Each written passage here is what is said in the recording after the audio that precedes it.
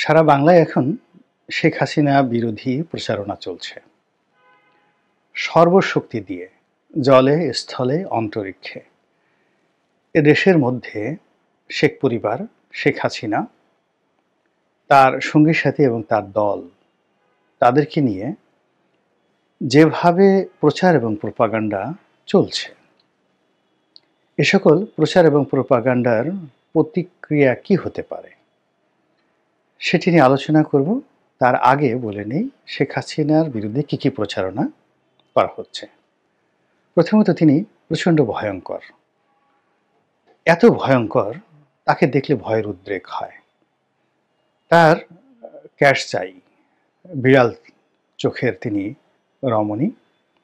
এই চোখের যারা নারী হন, তারা খুন খারাপি থেকে শুরু করে এমন কাজ করতে পারেন, এবং এই খুন খারাপি করার নমুনা হিসেবে তাদের চোখের দিকে তাকালেই মানুষের অন্তরাত্মা কেঁপে যায়। তো এই যে তাকে একজন ভয়ঙ্কর মহিলা, মানে তাকে দেখলেই মানুষের ভয় করা উচিত, ভয় পাওয়া উচিত, এবং তিনি আসলেই একজন ভয়ঙ্কর, এরকম প্রচার চলছে। দ্বিতীয় যে প্রচারটা করা হচ্ছে সেটি হলো তিনি খুবই হিংসুটে, অন্যের ভালো তিনি দেখতে পারেন না। তারপর প্রতিদ্বন্দ্বিতা একদম সহ্য করতে পারেন না। যে কোনো মানুষ, সে জ্ঞানী হোক, তার চেয়ে যদি তার মনে হয় সে জ্ঞানী, তার চেয়ে সম্মানী, তার চেয়ে মর্যাদাবান, তার চেয়ে সুন্দরী, তাহলে তার খুব হিংসা হয়। এবং তার সেই হিংসাটা যেনতে হিংসা নয়, গরিব মানুষের হিংসা একা একা হিংসা করে, মুখ বাঁকা করে, ওরকম নয়। তিনি এমন হিংসুটে, তিনি যাকে হিংসা করেন তার অঙ্গহানি করে দেন। যেমন দেখা গেল যে তার মনে হলো যে ওই রমণীটি শেখ হাসিনার চেয়ে সুন্দরী, অতএব তার হাত কেটে দাও, তার কান কেটে দাও, তার নাক কেটে দাও, যেন তিনি আর কখনো নিজেকে সুন্দরী বলে দাবি করতে না পারেন। কেউ যদি মেধাবী হন তাহলে তার মেধাটাকে নষ্ট করে দাও। কেউ যদি চরিত্রবান হন, সৎ হন, তার নিজে সৎ নন এটা প্রমাণ করে দাও। তারপরে তাকে অপদস্থ করো, লাঞ্ছিত করো, ক্যারেক্টার অ্যাসাসিনেশন করো। এটা হলো তার হিংসের যে চরিত্র। এরপরে তিনি নিষ্ঠুর প্রতিশোধ পরায়ণা, অর্থাৎ তার বাবার, তার বংশের, তার 14 গোষ্ঠীর, তার দলের, এমনকি যদি কেউ তার ছায়ার সঙ্গে একটু বেয়াদবি করে থাকে তার দৃষ্টিতে, তাহলে তিনি সেটি ভয়ঙ্করভাবে সেটার প্রতিশোধ নেন। এবং সে প্রতিশোধ কতটা ভয়ঙ্কর, ইদানিং যেটা প্রচার হচ্ছে যে তার পিতার হত্যাকারী মেজর বজলুল হুদা নামক একজন লোক, তো প্রচার হচ্ছে যে তিনি নিজের হাতে সেই লোকটিকে জবাই করেছেন। আবার বলছি, তিনি তার ফাঁসির ছিল বা অন্য যে মৃত্যুদণ্ডের আদেশ ছিল ওটা অ্যাভয়েড করে তিনি নিজের হাতে জবাই করেছেন, অর্থাৎ তিনি এতটা ভয়ঙ্কর। তো এই জিনিসগুলো যখন প্রচার হচ্ছে, সেক্ষেত্রে আওয়ামী লীগের জন্য কতটা লাভ হবে, কতটা ক্ষতি হবে, দেশের জন্য কতটা লাভ হবে, ক্ষতি হবে, এবং শেখ হাসিনার যারা প্রতিপক্ষ তাদের কি হবে, এবং আগামীতে যারা রাজনীতি করতে আসবেন তাদের কি হবে, এই বিষয়গুলো নিয়ে খুব সংক্ষেপে আলোচনা করার চেষ্টা করব। প্রথমত হলো যে এই ধরনের প্রচার এবং প্রোপাগান্ডার ফলে, যেহেতু শেখ হাসিনা জীবিত আছেন, প্রোপাগান্ডার ফলে শেখ হাসিনা সম্পর্কে তার প্রতিপক্ষের মনে একটা ভয় তৈরি হবে, একটা আতঙ্ক তৈরি হবে, ভীষণ রকম আতঙ্ক তৈরি হবে। এতে করে প্রকৃতপক্ষে আওয়ামী লীগ এবং শেখ হাসিনার লাভ হবে। দুটো উদাহরণ দিই। একটা সময় চেঙ্গিস খানের খুব এরকম বদনাম ছড়িয়ে পড়ল যে তিনি যে শহরে যান, সে শহরে তিনি মানুষের মাথা দিয়ে বা মানুষের খুলি দিয়ে পিরামিড তৈরি করেন। তিনি যে জনপদে যান সব নারীকে ধর্ষণ করেন, সব পুরুষকে মেরে ফেলেন, এবং সব শিশুদেরকে আর নারীদেরকে দাস হিসেবে বন্দী করে নিয়ে যান। তো তার প্রতিপক্ষ বা তার নিজের যারা লোকজন রয়েছে, এটা খুব সুকৌশলে এই ভীতিটা ছড়িয়ে দেওয়া হলো। এর ফলে কি হতো যে তিনি যে শহরে যেতেন বা যে এলাকাতে যেতেন যুদ্ধ করার জন্য, প্রায় বেশিরভাগ ক্ষেত্রেই কোনো রকম যুদ্ধ ছাড়াই কেবল ভয় দেখিয়ে তিনি জয়লাভ করতেন। এবং যারা খুব ইলিউশন প্রকৃতির, খুব কল্পনাপ্রবণ, মুসলমানদের মধ্যে এই জিনিসটা খুব বেশি। হিন্দুদের মধ্যে যারা পরকালে বিশ্বাস করে এবং বিভিন্ন পীর ফকিরের দরবারে ঘুরে বেড়ায়, এদের বিশ্বাসটা খুব নড়বড়ে থাকে। ভীষণ রকম বিশ্বাস নড়বড়ে থাকে। অলৌকিক কোনো কিছু দেখলে, যেমন ইমাম মাহাদি আসবেন, দাজ্জাল আসবেন, দাজ্জালের কপালের উপর একটা চোখ থাকবে। তো এরকম সে মানে কারো দিকে তাকানোর সঙ্গে সঙ্গেই সেও দাজ্জাল হয়ে যাবে। এই কথাগুলো যারা মনে প্রাণে বিশ্বাস করেন, তো বিশ্বাস করার ফলে কি হচ্ছে, গভীর রাত্রে কেউ যদি নকল দাজ্জাল সেজে তার সামনে এসে দাঁড়ায়, মুহূর্তের মধ্যে দেখবেন সে জ্ঞান হারিয়ে ফেলেছে। এরপর যখন আপনি তাকে জ্ঞান ফিরবে, কাপড় চোপড় দেখবেন সে পুরোটা নষ্ট করে ফেলেছে। এটা হলো অতিরিক্ত কল্পনাপ্রবণ থাকার যে বাস্তব ভয়ঙ্কর দিক সেটি। এবং ইতিহাসে এরকম এক ঘটনা ঘটেছে। দেখা গেল যে চেঙ্গিস খান আক্রমণ করেছে খাওরজম ডাইনেস্টি। খাওরজমের রাজধানী তখন গুরগাঁও, এখনকার মধ্য এশিয়ার একটা অঞ্চল। এবং গুরগাঁও ছিল এখনকার ওয়াশিংটন ডিসি, সাংহাই বা টোকিওর মতো যে মেগা সিটি, তাদের চেয়েও ওয়েল প্রোটেক্টেড সব দিক থেকে। ওই জমানাতে ৩ স্তরের যাকে বলা হয় ওয়াল দিয়ে মানে পৃথিবীর সবচেয়ে সুরক্ষিত যে শহর সেটা হলো কনস্ট্যান্টিনোপল ছিল মধ্যযুগ পর্যন্ত, যেটা মুসলমানরা দখল করলো। তো সেখানে ৩ স্তরের ওয়াল ছিল। তো ওই রকম কনস্ট্যান্টিনোপলের আদলে বা তার চেয়েও শক্তিশালী করে মুসলমানরা একটি শহর তারা তৈরি করেছিল, গুরগাঁও। এবং এই খাওয়ারিজম ডাইনেস্টিটা তৎকালীন দুনিয়াতে সবচেয়ে বড় ডাইনেস্টি ছিল। অর্থাৎ অলমোস্ট প্রায় ৫০ থেকে ৬০ লাখ বর্গ মাইল এলাকা, তারও বেশি। মধ্য এশিয়া, চীনের বিরাট অংশ, তারপরে মধ্যপ্রাচ্য, ইরান, তাতে কত ১.৫ লাখের মতো বা ২ লাখের মতো হবে বর্গমাইল। তো এই এলাকার শাসন যিনি চালাতেন তার রাজধানী।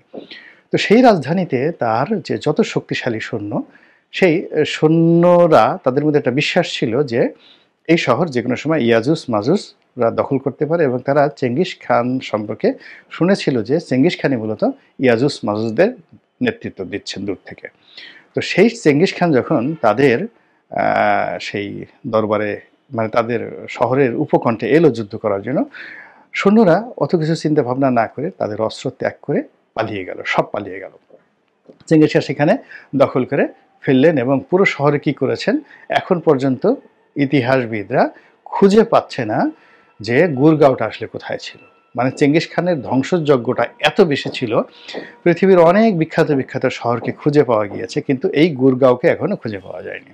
তো এরকম যে আপনি যখন কাউকে খুব বেশি ভয় পাবেন, আতঙ্কগ্রস্ত হবেন, তাকে যদি আপনি তার সামনে এসে সে যদি আপনার সামনে এসে ভূতের বেশে দাঁড়ায়, আপনি মরে যাবেন সঙ্গে সঙ্গে। আপনি দেখুন গত ২০ বছর ধরে যারা পালিয়েছিলেন, ১৫ বছর ধরে যারা পালিয়েছিলেন, জাস্ট একটা শুধু উদাহরণ দিই। এখন দেখেন অনেক লোক বড় বড় কথা বলে না, হুমকি দিচ্ছে, হ্যাং করেঙ্গা, ত্যাং করেঙ্গা, মেরে ফেলেঙ্গা, আষাঢ় মারেঙ্গা, এই সমস্ত কথাবার্তা বলে। ওইরকম যারা লোকজন দাঁড়িয়ে থাকে, বড় বড় নেতা, আপনি তাদের পিছনে অচমকা গিয়ে খালি ২-৩ জন লোক নিয়ে পুলিশের যে বাঁশি সেরকম একটা বাঁশিতে ফু দেন, তারপর শেষে পিছনে বলেন জয় বাংলা আর বলেন ধর। বিশ্বাস করে সে পিছনের দিকে তাকাবে না। সামনে ওয়াল থাকুক, নদী থাকুক, সমুদ্র থাকুক, সে প্রথমে একটা লাফ দেবে।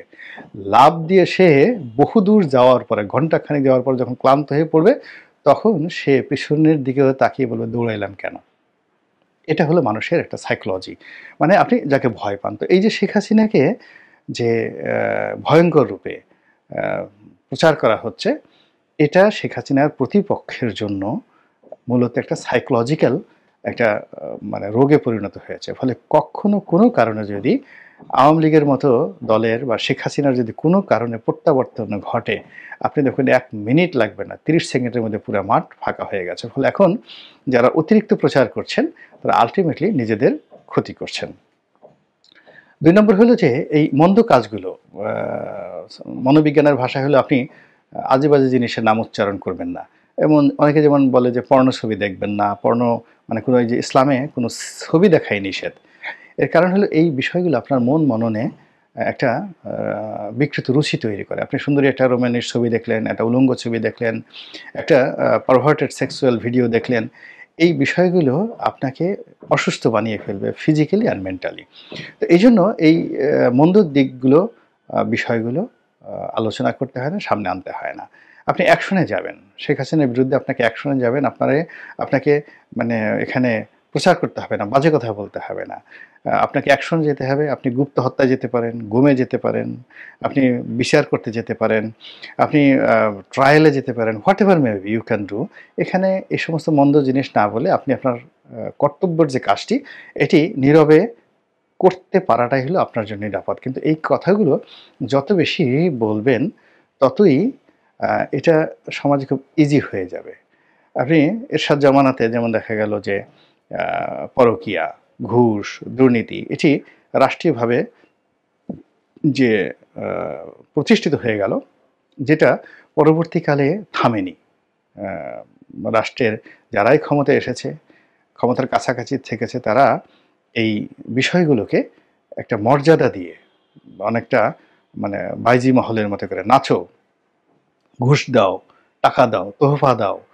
মানে অন্যায় করাটাকে তারা একটা গর্বের বিষয় মনে করেছে। তো কাজেই আগামীতে যারা ক্ষমতায় আসবেন এই শেখ হাসিনার এই মন্দ কাজগুলো যত বেশি আলোচনা হবে, অ্যাকশনের পরিবর্তে, বিচারের পরিবর্তে, ততই আগামীতে যারা রাষ্ট্র ক্ষমতায় আসবেন তারা এই কর্মকাণ্ডগুলোকে আহ, তারা প্রাতিষ্ঠানিক রূপ দিতে বা শেখ হাসিনার চেয়ে আরও মন্দভাবে এই কাজগুলো করার ব্যাপারে তারা উৎসাহিত হবেন। এতে কোনো সন্দেহ নাই। আমি শেখ হাসিনা সম্পর্কে একটা পার্সোনাল অভিজ্ঞতা বলি। যেমন তিনি ২০০১ সনে ক্ষমতা হারিয়ে ভীষণ রকম অর্থকষ্টে পড়ছেন। তার অর্থ ছিলই না ওই সময়টাতে। তো পরবর্তীতে যখন ২০০১ থেকে ২০০৬ সনে বিএনপির বিরুদ্ধে প্রচুর আর্থিক কেলেঙ্কারির অভিযোগ এলো, ওই সময়টাতে তিনি সিদ্ধান্ত নিলেন যে আগামীতে যদি তিনি ক্ষমতায় আসেন তাহলে তার দলের নেতাকর্মীদের যেন কোনো অর্থকষ্ট না থাকে। এজন্য তিনি সবকিছু ওপেন আপ করে দিবেন। এবং আমরা অন্তত ১০০ লোক উনার সঙ্গে ফরিদপুর থেকে এসে দেখা করেছিলাম আমার নেতৃত্বে আমার নমিনেশনের বিষয়টা নিয়ে। তখন উনার সাথে আমাদের অনেক কথা হয়েছিল প্রায় ২ ঘন্টা। তো তিনি একটা সময় আমি যে আসনে ইলেকশন করতে চাচ্ছিলাম সেই আসনে তিনি অন্য একজনকে কমিটমেন্ট দিয়ে ফেলেছিলেন যে তাকে দেবেন। তো তিনি আমাদেরকে সান্ত্বনার জন্য তিনি বলেছিলেন যে, "ঠিক আছে, তোমাদেরকে যদি মনোনয়ন দিতে নাও পারি, তোমরা যদি ব্যবসা-বাণিজ্য করে আ সফল হতে পারো, কোটিপতি হতে পারো, সব কাজ আমি করব। আমি অতীতে যে ভুল করেছি ৯৬ সনে সেই ভুল করব না।" আপনি দেখেন যে বিএনপির যে মন্দ কাজগুলো এটা শেখ হাসিনাকে কতটা ইনফ্লুয়েন্স করেছে। আবার শেখ হাসিনার মন্দ কাজগুলো এই বিএনপিকে কতটা যাকে বলা হয় ইনফ্লুয়েন্স করেছে যে গত ১৫ বছরের তার যত অপকর্মগুলো আছে, সেই অপকর্মগুলো যেগুলো তিনি রেখে গেছেন উচ্ছিষ্ট হিসেবে, একটাও বিএনপি পরিহার করেনি। বিএনপির পথে ঘাটে মাঠে নেতাকর্মীরা সেইগুলো নিয়ে সেই বাস, ঘাট, মাঠ নিয়ে যা কাণ্ডকারখানা করছে সেটাকেই জামাত জালিমের জুলুম বলার চেষ্টা করছে। তো কাজেই এখন এই যে শেখ হাসিনাকে নিয়ে যত বেশি তার নেগেটিভিটি নিয়ে যত বেশি আলোচনা করবে, আপনি চোরদেরকে রাস্তা দেখাচ্ছেন আর সাধারণ মানুষদেরকে শেখাচ্ছেন যে এগুলো মেনে নাও। রাজাবাদশাহ এগুলো করেই।